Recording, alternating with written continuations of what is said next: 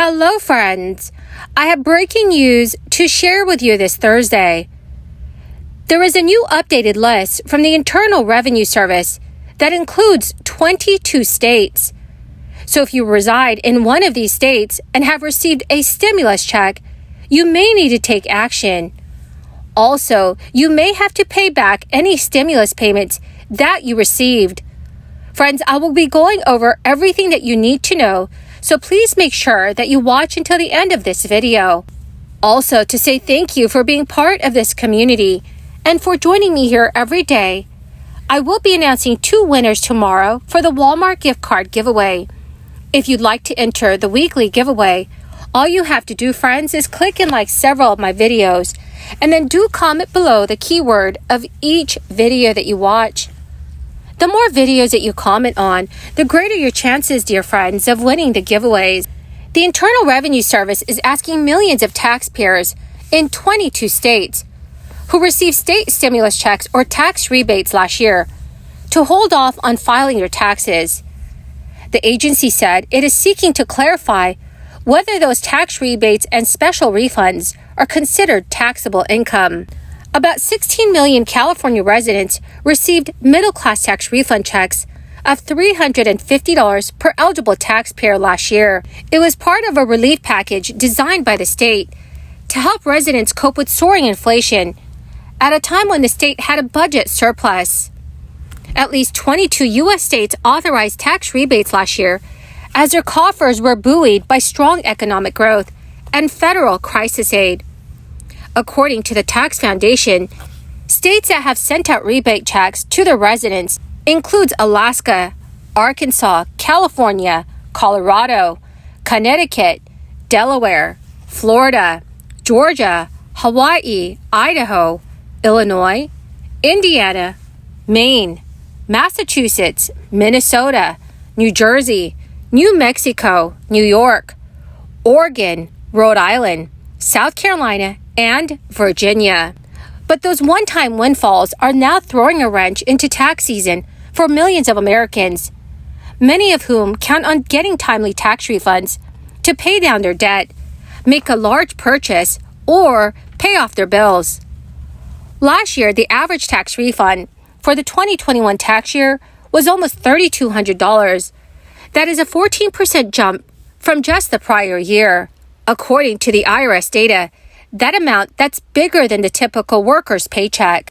And according to the National Taxpayer Advocate, which is the watchdog arm of the IRS, taxpayers in these 22 states who have already filed tax returns and who report the rebates as taxable may need to file amended returns to exclude the money if the IRS decides they are not taxable. Jared Walczyk, Vice President of the State Projects at the Tax Foundation, has said, "This uncertainty is unfair to taxpayers.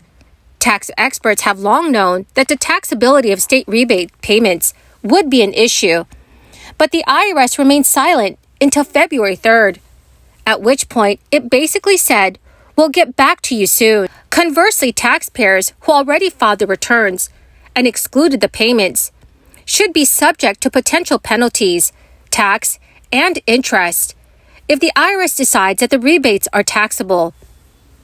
Another taxpayer advocate has said that the IRS missed a boat by failing to provide timely guidance on this issue, giving taxpayers a choice between waiting to file their returns and receive their refunds or filing returns now that the IRS may later determine to be inaccurate is not acceptable.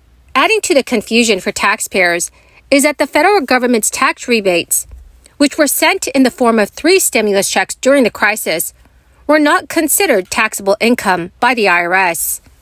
So, dear friends, please let me know if you reside in one of these states and are waiting to file your taxes. Please leave your comments in the comments section below. If you do decide to file your taxes as soon as possible, chances are that if you expect to receive a refund, you will want it fast. The Internal Revenue Service says it typically issues federal refunds within 21 calendar days of accepting your tax return, assuming that there are no issues. Tom O'Sabin, the Director of Tax Content for the National Association of Tax Professionals, said some of his clients have received their refunds in as little as 10 days. But in order for your money to be sent to you as quickly as possible, after you file your return, you will want to do all of the following. First, you will need to file your return electronically.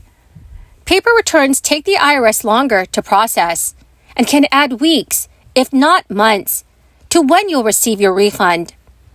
You might also want to elect to direct deposit your refund to make sure your return is accurate and complete. Your refund may be held up if your return contains a mismatch of information that you provide with what the IRS has on file. Simple mistakes or typos, math errors on your part, or if it's missing documents.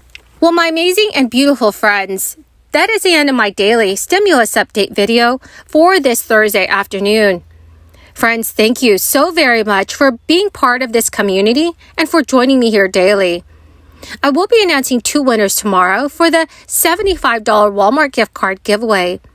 If you'd like to enter the weekly giveaways, friends, simply click and like several of my videos and then comment below the keyword of each video that you watch. Thank you, dear friends, and have a very wonderful and very blessed day. Thank you, Mr. Speaker. I rise today to voice my strong opposition to New York State Governor Kathy Hochul's 2023 budget proposal. Each year, Congress directs billions of Medicaid dollars to the state and local government to administer programs to help our most vulnerable neighbors. And Governor Hochul's budget puts these programs at risk and the people served in danger. Her budget steals $1 billion in federal Medicaid dollars from the most vulnerable to subsidize a bloated and broken state bureaucracy. It puts programs that are meant to serve hungry children, impoverished seniors, and working mothers on the chopping block. That is what is at risk.